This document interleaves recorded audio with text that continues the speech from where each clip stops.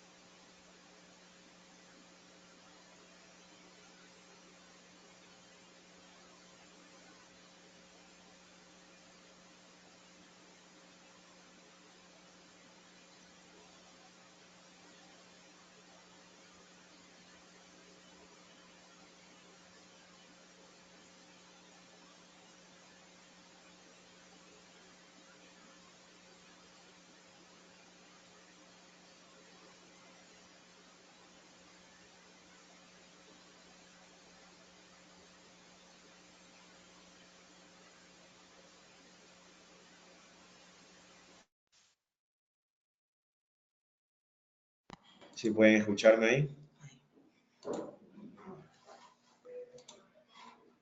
Ok, ¿pueden escucharme tal vez? Ahí. Ok, disculpen. Muy bien. Como les indicaba, ¿no? Básicamente lo que son redes de fibra óptica SPON parte en este nuevo milenio. A finales se empezaron a desarrollar o a hacer pruebas a finales de los años 90 y en el año 2003-2004 fue aprobada por el organismo ITU, que regula el tema de estándares para redes PON, para fibra óptica. Todos los fabricantes deben cumplir con estos estándares para ser compatibles entre sí. Y las velocidades fijadas son superiores a 1 gigabits.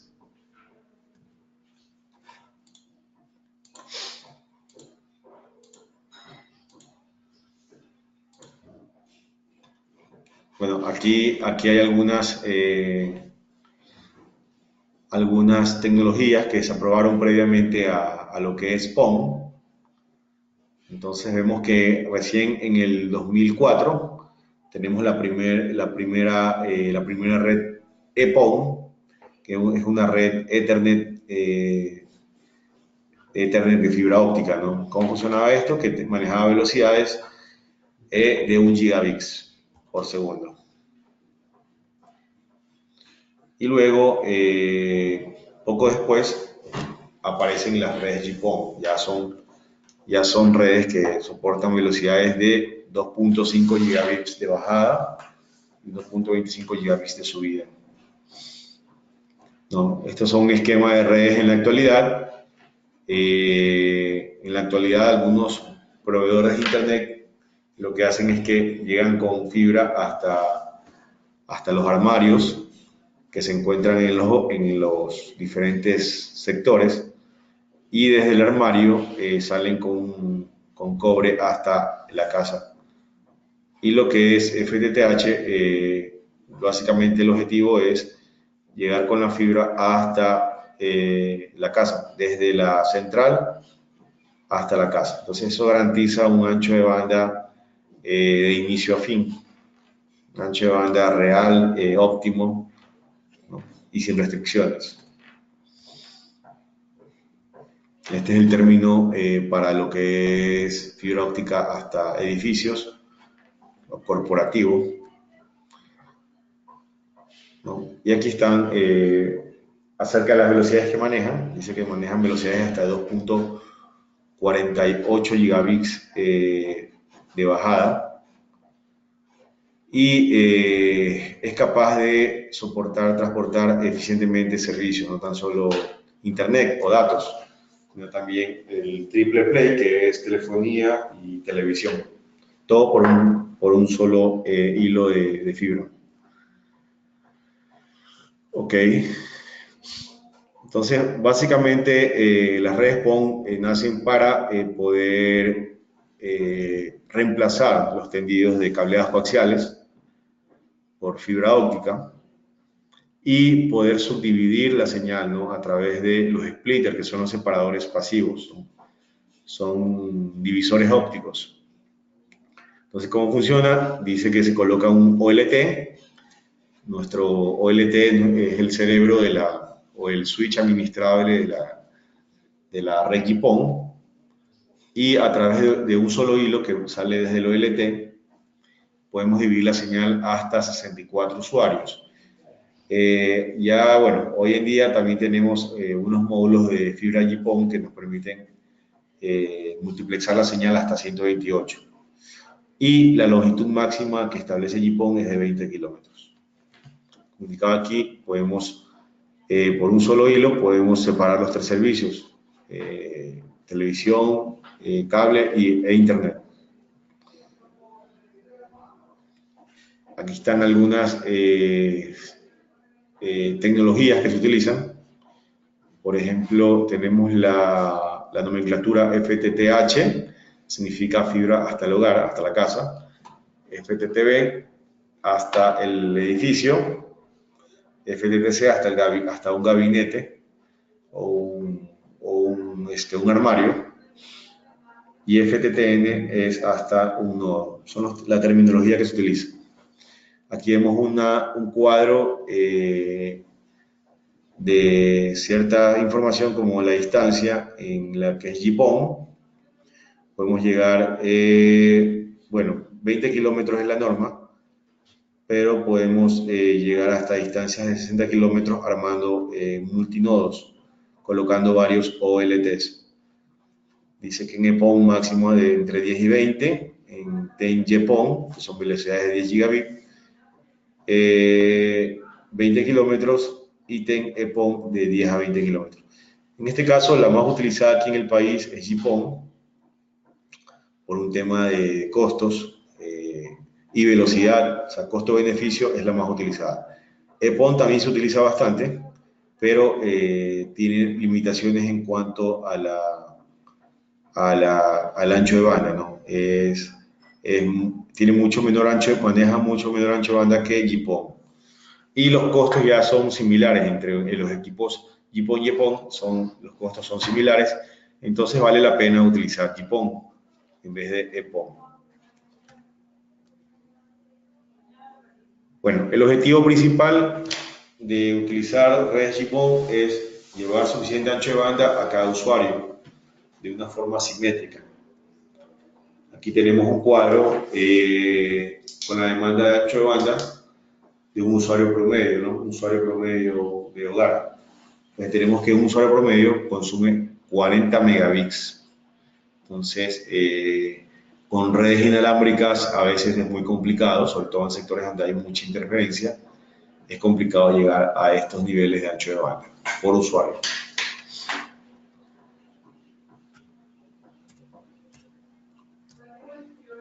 Una arquitectura básica de redes GPON básicamente está constituida por tres elementos, que es el OLT, que es el terminal de línea óptica o el switch administrable de la red GPON.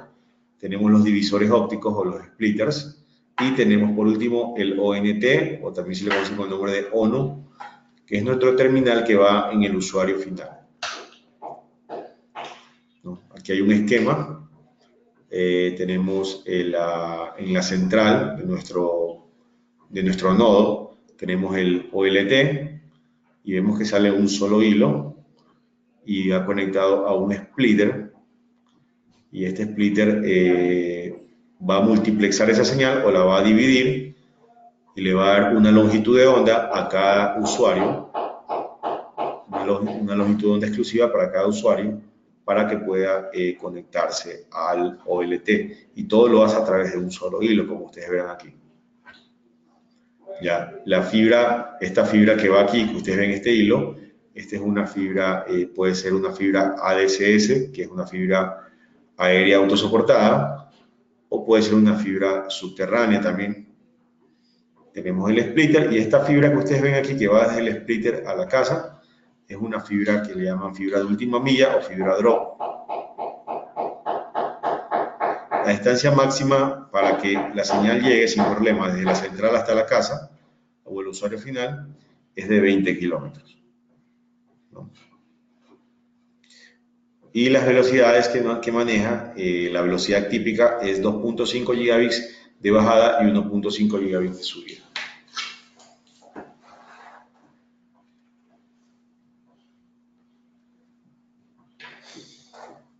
Aquí vemos un esquema un poquito ya más complejo.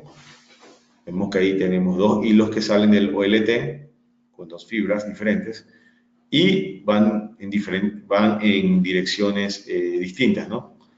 Tenemos una que sale hacia el lado de acá arriba y va alimentando a todos estos splitters. Como ustedes verán, aquí tenemos un splitter, primer splitter, y aquí tenemos el segundo splitter. Mientras que en el hilo de acá tenemos el primer splitter, el segundo, y tenemos un tercer splitter del lado de acá.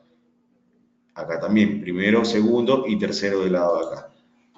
¿Qué significa eso? Que yo máximo puedo tener 3 niveles de splitter en mi red GPON para poder conservar los niveles de atenuación y no tenga muchas pérdidas en el momento de hacer el enlace. Algo importante, En lo que es GPON tenemos un concepto que se llama el presupuesto óptico. El presupuesto óptico es el nivel máximo de pérdida que debo tener para poder hacer para que la señal llegue, ¿no? En óptimas condiciones.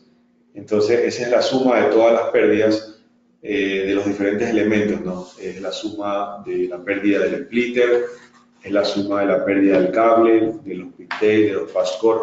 Entonces, yo sumo todo eso, todas las pérdidas de los diferentes elementos, y no tengo que superar los 20 dB de pérdida, que es el promedio para que el enlace sea óptimo, ¿no?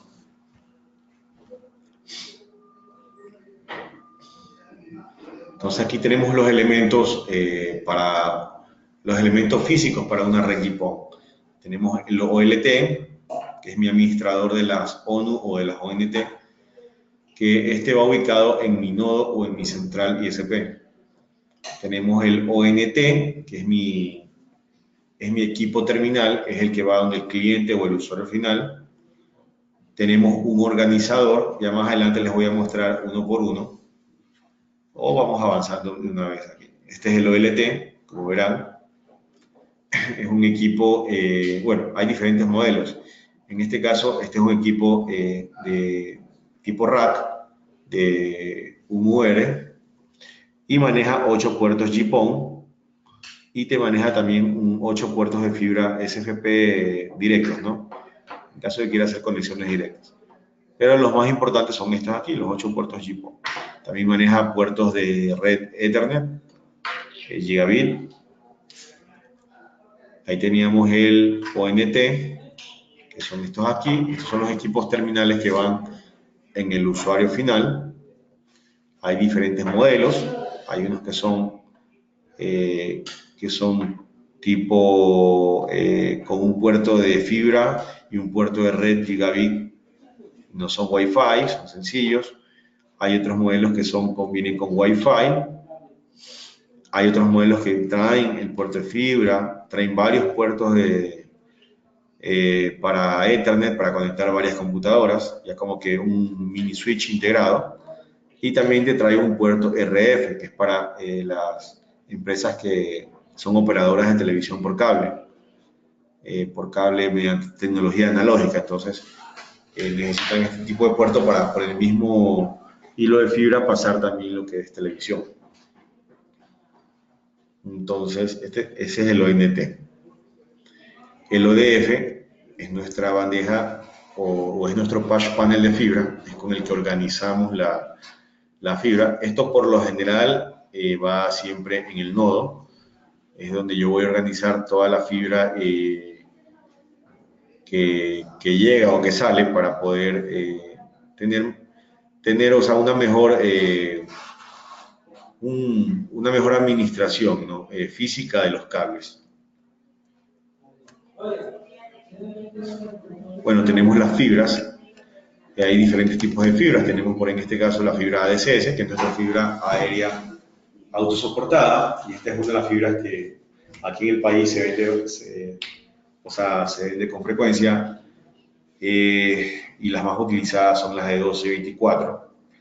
Nosotros como ZC manejamos stock de todos estos modelos de fibras, ¿no? De 4, 6, 12, 24 y 48. La tenemos también en diferentes spans. El span es la capacidad que tiene la fibra para ser tensada. Esta fibra es especial porque no utiliza ningún tipo de mensajero para poder ser tensada, ya que la chaqueta te permite esa tensión, ¿no? Entonces, por ejemplo, una fibra que sea span de 100 significa que máximo hasta 100 metros puede ser tensada sin necesidad de un mensajero, ¿no? La fibra tiene la capacidad de estirarse hasta esa distancia. Y es la distancia entre poste y poste, ese es el span con el que va a ser tensada la fibra. Por ejemplo, una fibra con un span de 150 quiere decir que la distancia máxima que soportaría entre poste y poste sería de 150 metros para que sea estirada o tensada. La marca que manejamos nosotros, que es Nitrotel, ellos dan 25 años de garantía en lo que es la chaqueta de fibra. Es importante esto, en el mercado existen muchas marcas de fibra, varias calidades, pero es importante preguntar la garantía que te da la fábrica en la chaqueta, porque esto va a estar a la intemperie, y se supone que si uno hace una inversión en fibra, es para hacer una instalación que te dure por lo menos de 10 a 15 años, no para 3 o 5 años, o sea, es a largo plazo. Entonces necesitamos la máxima garantía que nos pueda dar la fábrica para nosotros estar tranquilos de la inversión que estamos haciendo. Entonces ahí va a variar un poco también los costos, ¿no? Por eso tenemos en el mercado de pronto fibras que estén con una diferencia de un 20-30%, pero es por el tema de la chaqueta. Y otra cosa importante, las certificaciones que cuenta la fibra. Por ejemplo, en el caso de Nitrotel, nosotros manejamos certificaciones ETL, CE y la ISO, que son certificaciones respetables, y también la certificación Telcordia, que es una certificación a nivel del performance del hilo del vidrio de la fibra, ¿no? El hilo de vidrio de la fibra.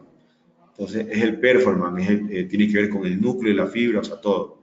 La calidad también es importante. Entonces, es importante a la hora de seleccionar el tipo de fibra para hacer nuestro tendido o nuestro anillo, porque ese va a ser nuestra columna vertebral de nuestro proyecto. O sea, si ustedes colocan una fibra de mala calidad, van a tener problemas en su columna vertebral del proyecto. Entonces es importante que esta fibra no falle, o sea, minimizar al máximo los riesgos con la fibra de su tendido. Tenemos la fibra de última milla, que es la fibra que va hasta el usuario final. Esta fibra es la que se coloca es la que sale de la caja.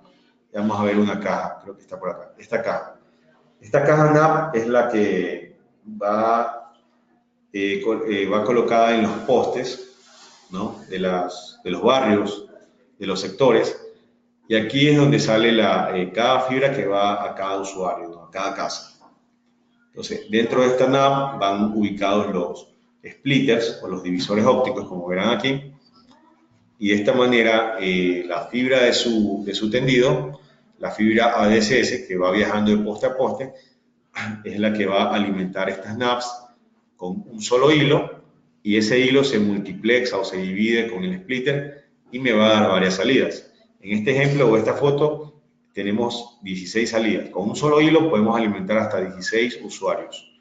Entonces podemos conectar 16 fibras drop aquí, y cada fibra drop va a un usuario diferente, ¿no? De esta manera. Esta fibra también es importante, el tema de la calidad. Hay un estándar que se llama el G657. En el G657 tenemos varios tipos de subestándares. En este caso, la nuestra es la A2, ¿no? Esta es una chaqueta flexible que te permite un radio de curvatura menor, lo que en la práctica significa que puede ser maleable y puede ser flexible. A veces los técnicos, cuando colocan esta fibra, la tuercen o le hacen un doblado. Entonces, una fibra que sea inferior a A2 se puede partir y se puede romper. Por ejemplo, una G657A o una A1 se puede romper internamente el hilo, y ya por ese hilo que se rompió o por ese cable que se dañó, el enlace no va a salir. Entonces, lo mejor sería que ustedes instalen con fibras G657A2, ¿no? Que te permite un mejor radio de curvatura, y esta fibra es de 2 hilos, ¿no? Y trae un mensajero. Esta sí trae un mensajero que le da la capacidad de ser tensada hasta una distancia máxima de unos 300 metros. Son las cajas NAP que hemos visto hace un momento. Y otra cosa importante, las mangas de empalme. Las mangas de empalme no es otra cosa que, o sea, es para proteger la fusión que tenemos en nuestra fibra de tendido, ¿no? Nuestra fibra ADSS o nuestra fibra subterránea o canalizada. Cuando por algún motivo hay un accidente y se corta la fibra, entonces necesitamos volverla a unir. Entonces hacemos las fusiones y ¿cómo protegemos esas fusiones? Necesitamos una manga de empalme. Entonces hay diferentes tipos para cables ADSS o fibras ADSS. Tenemos las mangas tipo domo o las tipo horizontales. Ya eso queda a criterio de cada técnico cuál decide utilizar. Hay unos que les gusta trabajar con las horizontales, otras con las tipo domo. Ok, entonces de esta manera protegemos esa fusión. También cuando estamos haciendo el tendido de la fibra ADSS y se me terminó, qué sé yo, llegué al último metro del rollo, el rollo es de 5 kilómetros, y llegué al último metro del rollo, necesito seguir con la fibra, no con el tendido. ¿Cómo hago? Tengo que colocar otro rollo y fusionar, unir esa fibra. Entonces ahí también utilizo las mangas de empalme para proteger esa fusión.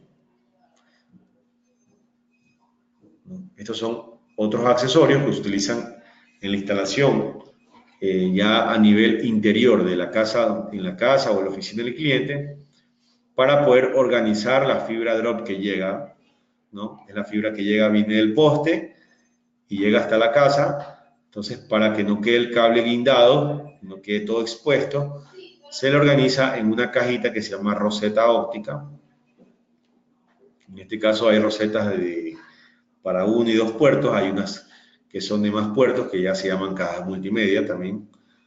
Y internamente en la roseta vamos a colocar un pigtail, en el caso que yo fusione, y en el caso que yo preconectorice, quiere decir que en vez de fusionar internamente, voy a colocar un conector mecánico para no fusionar, ya no necesito el pigtail, ya evitamos ese cable y vamos directamente con el conector aquí al adaptador y del adaptador salimos con un patch cord.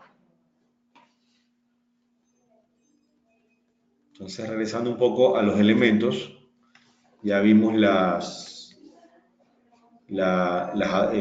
OLT, la ONT, haciendo un repaso, ODF, los cables para el anillo, que son los ADSS o los deductos subterráneos, el cable de última milla, que es el drop, las cajas, NAP o distribución, los accesorios que son adaptadores, conectores mecánicos para no fusionar, sino simplemente preconectorizar.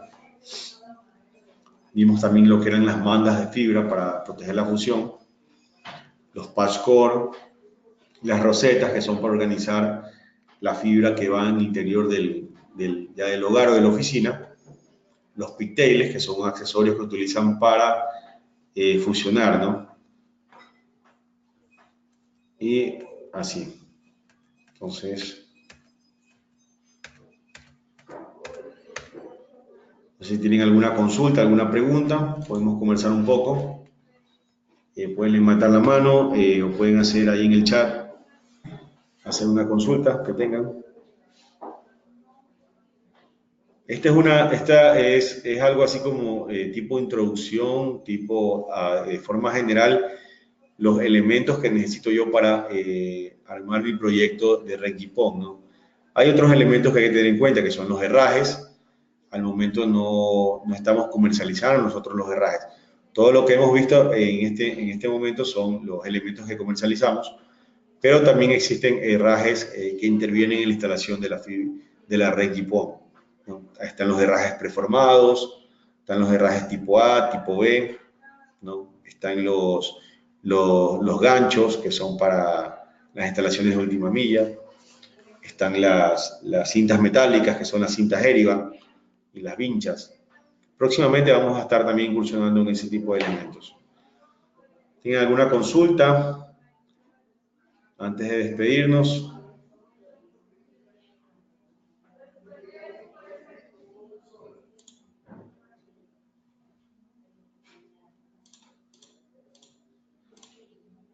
Bueno, aquí algunos términos importantes para que conozcan qué significa o la nomenclatura de lo que hemos visto.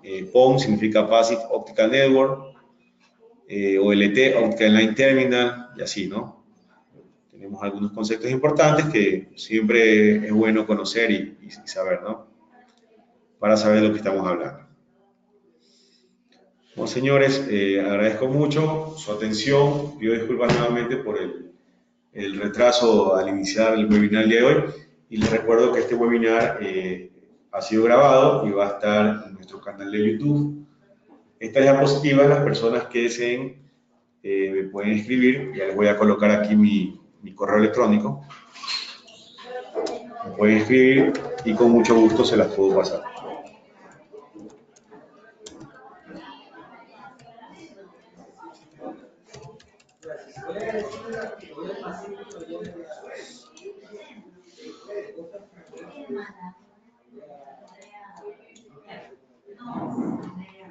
Bien, aquí está mi correo. Con mucho gusto, ahí les puedo enviar las diapositivas si me escriben. Y aquí vamos a responder algunas inquietudes que tienen. Nos han escrito los asistentes.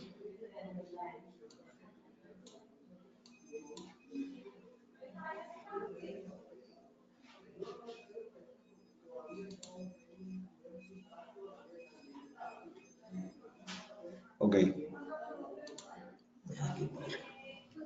Muy bien. Bueno, aquí tenemos una pregunta. Dice, los conectores mecánicos de fibra, los conectores mecánicos requieren que la fibra esté fusionada.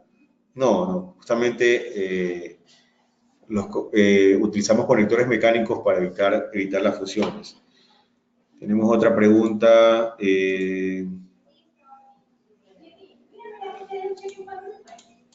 Acá tenemos otra pregunta. Dice, ¿las mangas tipo domo se pueden utilizar para realizar spliteo primario? ¿O cómo se procedería? Bueno, las mangas son elementos que se utilizan para proteger fusión. O sea, quiere decir que una vez que ya la sello, o sea, entre menos la abra, mucho mejor. Entonces, yo no recomiendo mangas para hacer spliteo. Yo recomiendo utilizar cajas NAPS, que son con una norma de protección IP65 en adelante. Pueden ser 65, 66 o 67. Inclusive hay unas NAP que son 68, para que estas puedan abrirse y cerrarse cuantas veces sea necesario para mantenimientos. Las mangas están más diseñadas para proteger las fusiones y una vez que está ahí, una vez que ya se cierra, evitar abrirlas, o sea, lo menos posible. Ese es el concepto de manga, ¿no? O sea, más bien ahí sería, para usar los splitters serían las NAPs. No importa el nivel de spliteo que vayamos a hacer. Nos pregunta otro amigo si podemos explicar más a fondo sobre los conectores. Bueno, a nivel de conectores, no sé de pronto qué tan a fondo, pero vamos a comentarles que a nivel de conectores existen de varios tipos, ¿no? Existen los conectores, los más utilizados hoy en día son los SC, que son unos conectores de forma cuadradita, y los LC, que son unos conectores de forma circular. Y en estos dos tipos de conectores se comercializan de dos colores, y esos colores se refiere al tipo de pulido que tiene la férula del conector. Entonces se comercializa en color azul, que es un conector UPC, y se comercializa el conector verde, que es un conector APC. Entonces, ambos se utilizan mucho a nivel de GPON. También me piden que hable acerca de las fusionadoras. Bueno, nosotros también como distribuidores estamos comercializando fusionadoras, y las fusionadoras recomendables son aquellas que funcionan por núcleo, ¿no? Esas son las recomendables, y ahí pues existen calidades, marcas, costos diferentes, ¿no? Tiene que ver mucho con el tema de la capacidad de la fusionadora, cuántas fusiones me soporta antes de darle el primer mantenimiento de los cabezales. Entonces todo eso depende, pero sí comercializamos fusionadoras.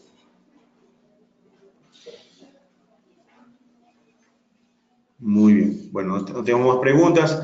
Agradezco mucho su participación, su interacción y espero verlos muy pronto. Aquí está mi correo, cualquier consulta adicional que deseen hacérmela y con gusto también les puedo enviar las diapositivas. Y tengo otro material adicional que también les puedo compartir vía correo electrónico. Bueno, muchas gracias y hasta la próxima.